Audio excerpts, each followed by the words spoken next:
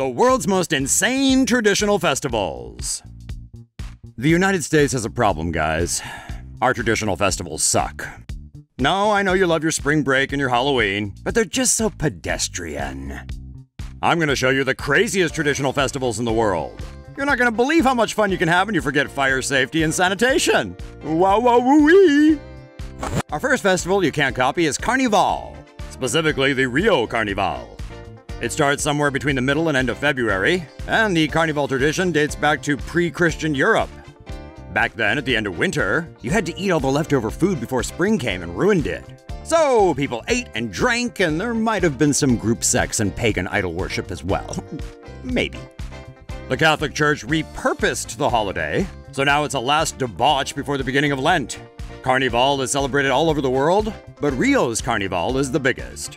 It usually lasts for a week and combines samba dancing, music, and giant floats. Basically, it's an enormous party. Although Brazil is a devoutly Catholic country, they're even more deeply devoted to the samba beat. What started as a religious observance nearly became gang warfare when different samba schools started competing in Carnival. Now, though, the competition is formalized and sees the samba school shuffle their sexiest students through the gigantic Samba-drome. If you don't manage to get tickets to the Samba-drome, don't sweat it. During Carnival, all of Rio is a party.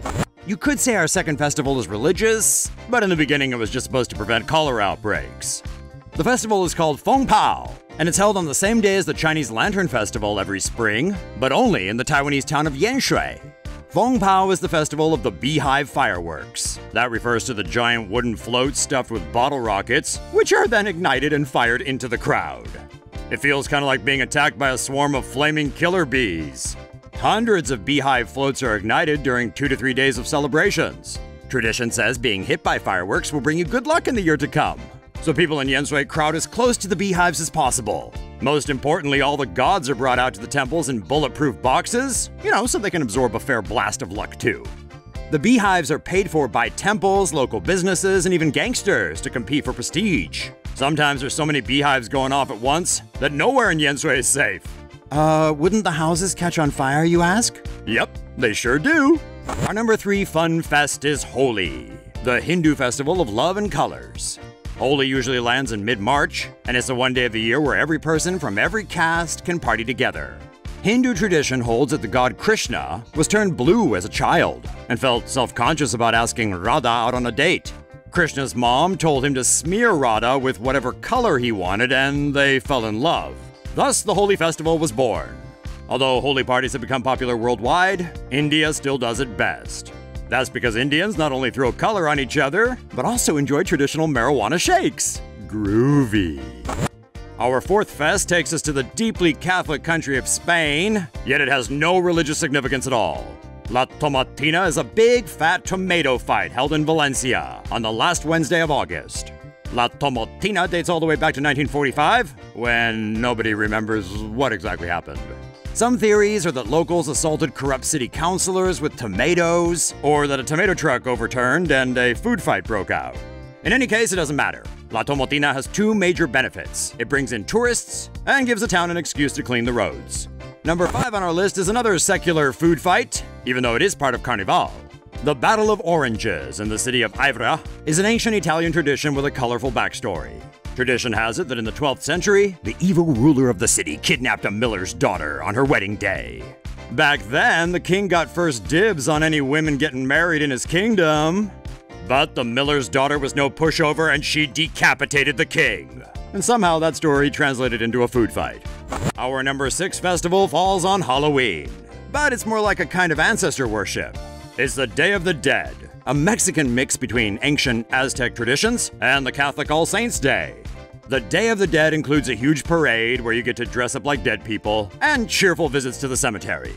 You pray for your ancestors and dead relatives, make offerings to them, and then enjoy a big meal with your family. The living ones. Our 7th festival comes from Thailand and is guaranteed to make you wet. That's because it's Songkran, a giant water gun fight. Songkran is the Thai New Year festival and lands on April 13th every year. The tradition is to get up early, offer food to monks, go pray at the temple, and then go freaking crazy. In cities like Chiang Mai and Bangkok, entire streets fill up with Thais and tourists alike, dumping buckets of water on each other and shooting water guns. The melee quickly grows until tens or hundreds of thousands of people are out on the streets, blasting each other with water however they can. The party atmosphere of Songkran is infectious, and alcohol is usually sold along with the water balloons and water guns. Another tradition is to douse wet people in a thick coating of chalk. As you might expect, the combination of large crowds, alcohol, and horseplay leads to tons of accidents. Average daily traffic fatalities double during Songkran, making it the deadliest day of the year in Thailand. But I promise you, it's also the funnest day of the year, so if you're ever in the area, do not miss it. Our 8th and final festival is an oldie but a goodie. It's Purim. Well, kind of everything. Purim usually lands around March and involves an all-night drinking session. The story of Purim's origins are typically biblical, with lots of coveting of wives and murder and decrees by Persian kings. The short version is that around 400 or 500 BC, the Jews had a close call and almost got wiped out. But then they didn't get wiped out, so let's party! Purim is celebrated wherever there are Jews in Hamantashen, but it's biggest in Israel. Purim is pretty much Jewish Halloween, and everyone is drunk. Tell me that's not awesome. Well, that's all the rad traditional festivals we have for today. Maybe next time we'll list non-traditional festivals like Lollapalooza or SantaCon. Ha, I'm kidding. Those festivals suck. Bye-bye!